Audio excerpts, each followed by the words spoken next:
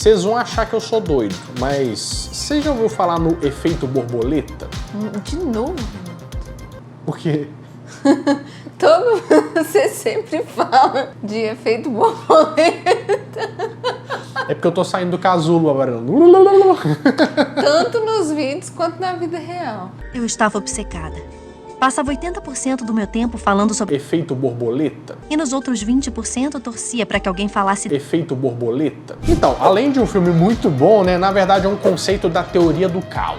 E vamos dizer que talvez sirva para você medir as consequências de alguma coisa na sua vida aí também, né? Como, por exemplo, se você fizer uma lei. Se você fizer uma lei, você sabe o que vai acontecer de fato mesmo daqui a um tempo? Não sei. Não sabe, né? Pois é, então hoje eu vou te contar a história de uma lei que quase acabou com os videogames aqui no Brasil. É hoje no Nerd Show.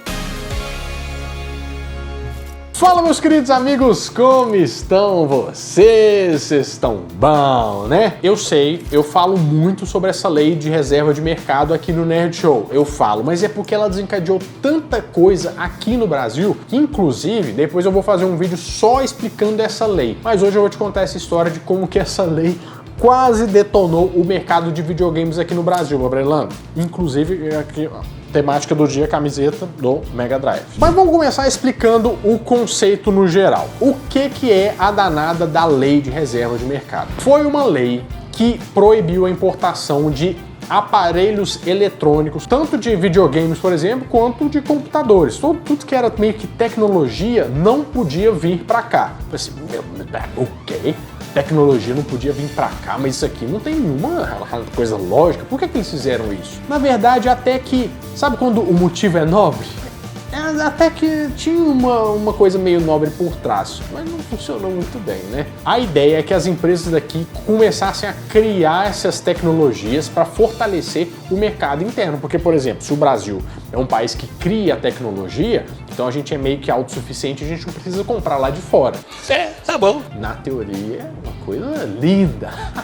Os passarinhos cantam, é sensacional. Mas só que tinha um problema, porque o Brasil não tinha infraestrutura para fazer isso e não tinha o conhecimento para fazer isso. E se tratando inclusive de videogame, meu Deus do céu, aí que a gente não sabia mesmo o que era. Porque os famosos da época, tipo o Nintendinho, o Atari, já custava chegar por aqui. Imagina, né, fazer um deles. Era realmente um trem que não ia acontecer de jeito nenhum. E esse foi um fator que impediu muito o surgimento do videogame aqui no Brasil. Enquanto isso, o mercado de videogame só crescia lá fora. Mas nós vamos chegar na parte dessa história que eles começaram a resolver de uma certa forma. Eu não sei se você já ouviu falar, mas tem muita gente que fala sobre os videogames clone. Esse aqui é um videogame clone.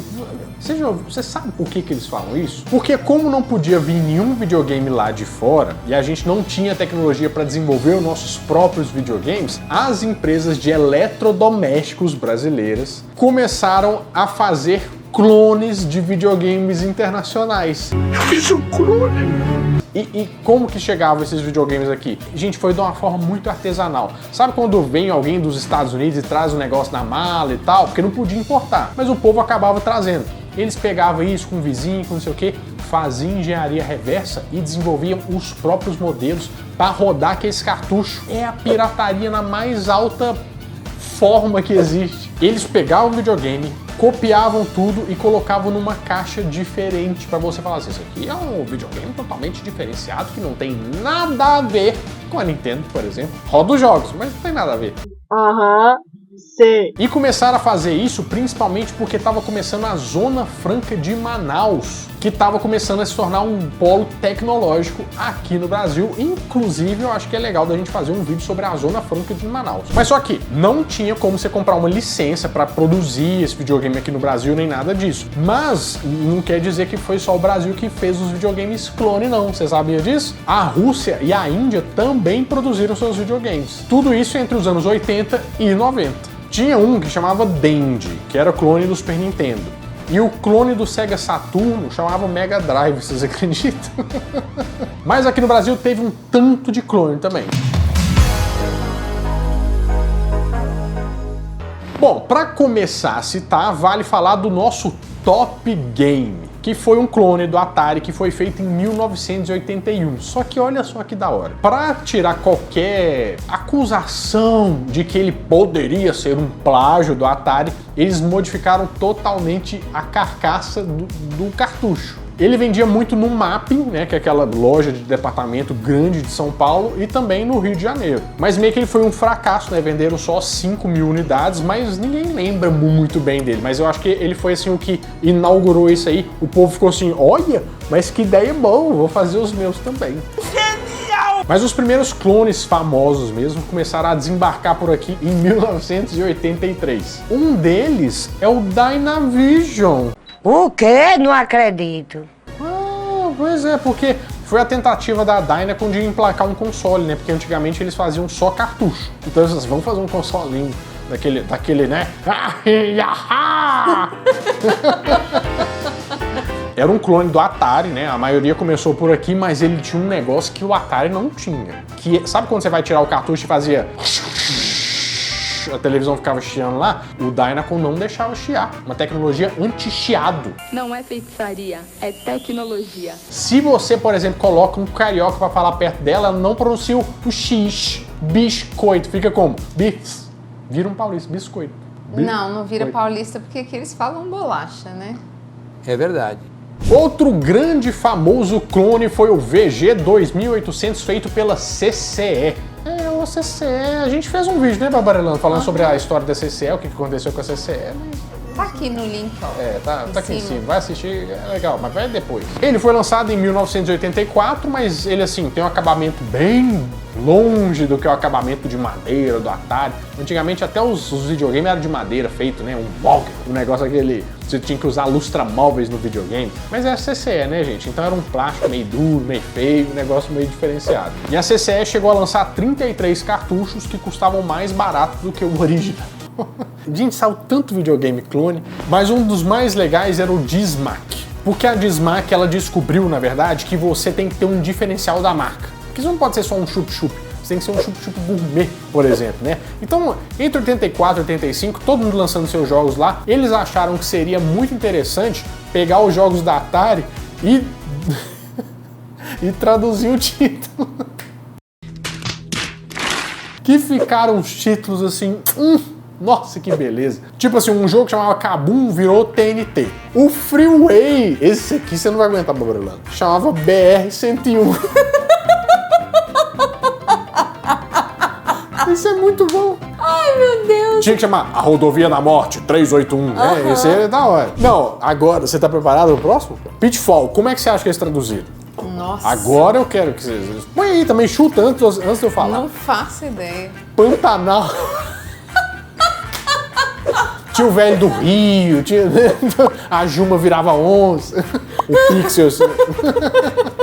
Essa gente inventa cada coisa. Isso era uma coisa que ninguém tinha visto, eu nem imaginava que tinha que acontecer também. Mas tinha mais videogame também. E esse aqui, inclusive, é o mais difícil de ser encontrado até hoje, que chama Onyx Junior. Foi um videogame que foi lançado lá em 1985 pela Microdigital. E ele foi o primeiro videogame a ter um botão de pause, sabe? Um botão de pausar o jogo. Pois é. Ele é um dos mais difíceis, né? Até porque ninguém nunca soube da existência desse clone, mas os colecionadores, né, mais roots, assim, ficam atrás dele. E ele é um clone do ColecoVision. Claro que ele é um clone que ninguém conhece, porque também ninguém conhece o ColecoVision. Você conhece o ColecoVision? Não.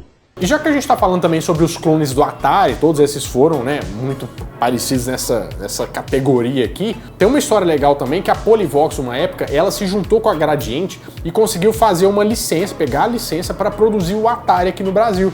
Hoje à noite esta casa está sendo invadida por um inimigo terrível. O Atari Videogame. O Atari da Atari.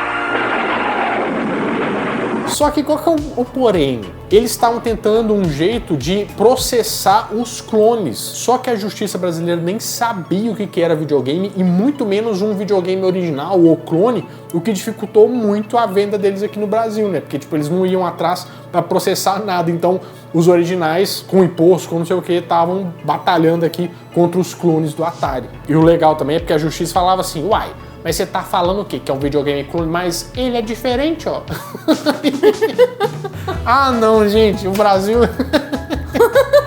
Aí continuou, aí nós varamos até a Nintendo também sofreu bastante com isso. O Nintendinho demorou para chegar aqui no Brasil, né? Ele chamava Family Computer, mas ficou conhecido aqui como Nintendinho e ele chegou aqui em 1983. Só que olha só que interessante, esse aqui é um caso onde a pirataria meio que ajudou o videogame original, porque ele só ficou famoso por causa da pirataria. Por quê? Aqui ele era tido como um objeto de luxo. E como começaram a sair alguns clones desse Nintendinho, as pessoas tinham acesso a isso, ficavam sabendo dos jogos, das coisas, e assim ele ganhou fama. O primeiro clone de Nintendinho você deve conhecer bastante, porque esse aqui já é mais famoso, que foi lançado pela Gradiente e é o Phantom System, lançado no final de 1988. Só que olha só, olha que interessante. Você, criança, você se importa se o negócio é original ou não? Não, você não tá sabendo. Tanto é que no imaginário popular, muita gente achava que o Phantom System era o videogame original, que tipo, tinha o Phantom System e o Nintendinho que eles eram diferentes ou alguma coisa assim. Então, tipo, ou o Nintendinho tava copiando o Phantom System, sabe?